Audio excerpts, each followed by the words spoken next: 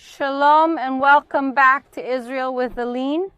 Today's topic is the archaeological findings and evidence of the Temple of Jerusalem. And that's why we're here next to the Temple Mount, and there's also going to be a special surprise in today's video. So if you're ready, let's get started. So let's start our day at the Davidson Archaeological Park, which has findings from the time of the Second Temple of Jerusalem. And the Second Temple of Jerusalem was built in the year 516 before Christ by the Jews who were returning from the Babylonian exile, but it was renovated by King Herod the Great in the year 20 before Christ. And most of the findings we are going to see here are from that time, and this will be the temple that Jesus will know. You're probably wondering about this vial I'm wearing around my neck. It contains soil from inside the Temple Mount, carrying biblical history with me. In 1999, this soil was illegally dumped to erase our past, but archaeologists rescued it through the Temple Mount Sifting Project. Own a piece of history and support their work. Scan the QR code or use the link below for a memorable holiday gift. We are now walking beside the western wall, that is, on the side where the Temple of Jerusalem was, and I want you to see this floor we are walking on. It is original from 2,000 years ago, and this was an extremely important street. This was the main commercial street at that time. I mean, on both sides. There were shops that sold everything, and now we're going to see one of those shops. Let's go. But what did they sell? Well, one of them was, for example, a currency exchange. The entrance to the Jerusalem temple wasn't free. It actually cost half a shekel. So, for example, if you just came from another region, like Egypt, and you want to enter the Jerusalem temple, you would come here to exchange your Egyptian money for half a shekel. And then you can pay the temple entrance fee, which is a small amount, but it's mandatory for everyone.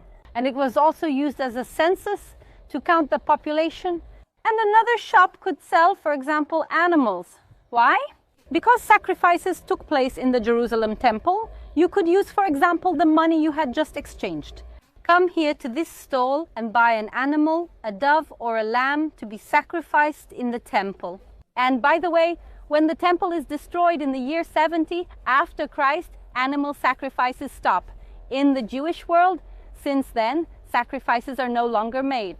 And there's one last very important story that happened here. This is the coming of Jesus down the street. You must know the passage where Jesus is with the money changers in the temple. The temple, everyone, did not allow commerce up there. When we talk about the commerce of the temple, it's not the commerce up there, but rather the commerce around the temple. And this was the main street for commerce, and Jesus will come here and overturn the merchants' tables. Probably everyone. It was a stall like this, the stalls that sold things for the Temple of Jerusalem and not inside the Temple of Jerusalem. Another archaeological find connected to the tribe of Levi is this stone here. This was the southwest corner of the Temple of Jerusalem. And here an inscription was found that says Beit Takiyat HaShofar, and then the phrase probably continued with Leavdil ben Kodesh Lechol. What does that mean, Lebeit Atkiya? The house of the blowing of the trumpets to separate the sacred from the common, everyone. Look how amazing this little space here is. The one we see carved out is the place where a Levite would stand, and here he would blow the trumpets to announce the beginning of the Jewish festivals, to begin the Shabbat. And this is done, everyone, even to this day, though not with Levites and trumpets. But in Israel, in many cities like Jerusalem, there is a small siren that sounds on Fridays to announce the beginning of Shabbat, a tradition that dates back to the time of the temple in Jerusalem. So this stone here used to be up there at the corner of the temple, and this is where the Levite would stand to announce and play the trumpets. But before going up to the temple in Jerusalem, there was something everyone had to do, which was to purify themselves. And how does purification work in Judaism? Through the mikveh. The mikveh is a ritual bath. And of course, in the archaeological excavations around the temple, what are we going to find? Over a dozen mikvehs are in this small area. So let's go into one of them and see what it's like. How did people enter? Just as they came into the world, if you know what I mean. And of course, it was separated between men and women. And we can see this division here because those who were going down were impure and those who were coming up were already purified. And as you can see, there's water inside, but the water isn't very clean, so I'm not going in.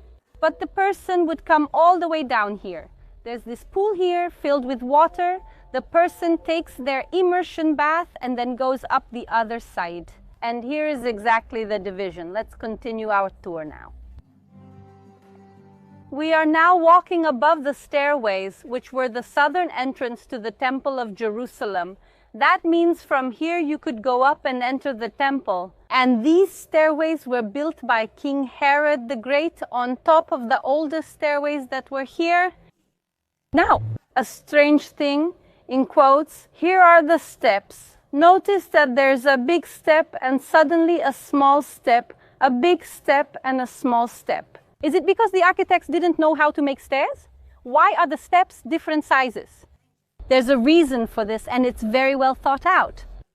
Imagine if someone arrived here 2,000 years ago and saw how big, how colossal the Temple of Jerusalem is, they would start to get emotional. And he wants to run up to the Temple of Jerusalem. If you run up a staircase like this, you will fall. The purpose of these stairs is to make anyone who runs up them fall, so that everyone takes a deep breath, goes up slowly, with the respect that the Temple of Jerusalem deserves. So let's go up calmly now as well. The pinnacle of the temple, the place where one of Jesus' temptations happened, it's right over there. We can see the tip, the end of the south wall, where the east wall also begins. And for those who haven't seen it, everyone, for more about the pinnacle of the temple, I'll leave a link up here to the previous video. Right behind me, we can see 3 colossal arches. They are the Hulda gates. Nowadays, as we can see, they are closed. They used to be one of the main entrances to the Temple Mount. These 3 gates were the entrance to the Temple Mount, and the double gate, which is further over there, was the exit. And guys, everything was organized. Even 2,000 years ago, there was a designated place for entering and a designated place for exiting. With one exception, the mourners. Those who were in mourning had to enter through the exit and leave through the entrance. Why? Now think about it. You come to Jerusalem, which is a very, very significant moment for you, but it's also a moment for the community. And if you are now leaving through the entrance, everyone who's passing in the opposite direction is seeing you. And now people have an opportunity to talk to you, to ask, is everything okay? Need anything? Want to come over? It's also a moment for the person without saying anything. Everyone knows that she's grieving, and all those who want to can offer their help. So the temple had a very important role in religion, but also in the community life of that time. And now everyone, I have a surprise for you. We saw the Hulda gate, which is closed, but it still exists. I mean, if we don't have access from this side, it is accessible from inside the Temple Mount. The thing is, this place was turned into a mosque and is only accessible to Muslims. But of course, today we will be able to go in with our cameras to see what's inside the Hulda gates and learn much more. So, everyone, let's get ready and go up to the Temple Mount. Now we can see a little bit of the Al-Aqsa Mosque, and you can see that there's a slope here that goes down exactly to this underground area of the Temple Mount. Let's go in together now. And everyone, the place is incredibly big. It's 500 square meters, and underneath, inside the Temple Mount, we'll be able to see it. The place is called Solomon's Stables, but actually they're not from the time of King Solomon, but from the time of King Herod the Great. And why was this place built? First, some of the entrances to go up to the Temple Mount passed through here as well, like we saw at the Hulda Gate. From the outside, you would enter through one of these tunnels, and you could go up and come out directly on the Temple Mount. and part of them were also storage rooms for things that needed to be kept for the Temple of Jerusalem. But the main reason for all this construction is to raise the floor. When Herodes builds this gigantic platform on top of the Temple Mount, he will then extend this entire area, which was a gap he needed to fill, and he will fill it with these arches.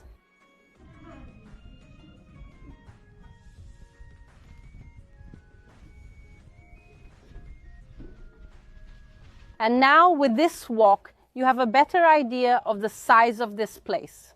But now I want to move on to the year 1996, when Al-Waqf, which is the Muslim organization in charge of the Temple Mount, decided to turn this place into a mosque.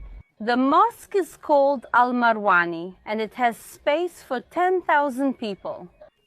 See how big this place is. 10,000 people can pray here. And their justification was mainly for the winter, so people could pray during Ramadan without getting rained on in most of the Temple Mount, which is open air. Until then, all of this already existed, of course. This has been here for 2,000 years. They were covered with sand, with archaeological remains that had accumulated over the past centuries. The people from Al-Waqf, what they did was they came and removed everything that was in here. More than 400 trucks filled with archaeological remains were simply thrown away. And what was decided to do then? Some Jewish organizations, together with the help of the State of Israel, took these tons of remains that were removed from here and brought them to another location to carry out archaeological excavations. And they found a lot of things there, everyone. I even took part in a few days of those excavations where you could find remains that were taken from inside the Temple Mount. And unfortunately, a lot was lost in this whole process. And this is a good reminder of how we need to preserve archaeology, because things can very easily be lost. Another gate that gave access to the Temple of Jerusalem is this one right behind me. It's called the Golden Gate, which in Hebrew we call Sha'ar HaRahamim, the Gate of Mercy. And it will be through this gate that Jesus will enter on Palm Sunday, which will happen in a few days according to our calendar. And he came here when he was coming from the Mount of Olives, which we can see right here.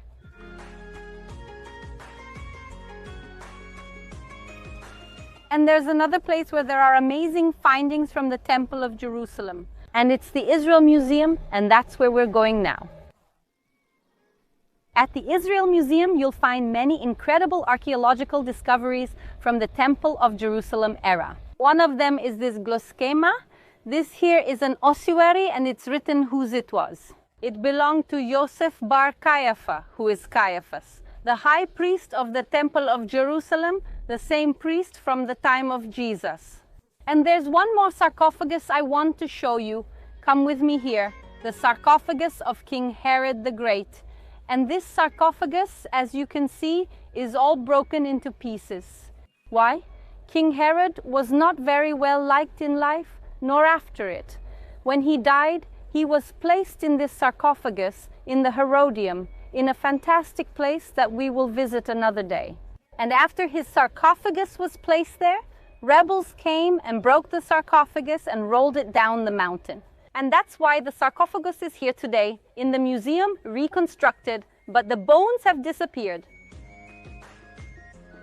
Here by our side, we can see part of the armor and weapons used by the Roman soldiers in the destruction of the Temple of Jerusalem. They managed to destroy the building of the Temple of Jerusalem, but they couldn't destroy its memory and history. Almost 2,000 years later, we are still here in Jerusalem and still telling this story, the story of the Temple of Jerusalem, the heart of the people of Israel. I hope you enjoyed today's video. Don't forget to subscribe to the channel for more videos about Jerusalem, Israel, and the Temple of Jerusalem. Kisses, shalom, and see you next time.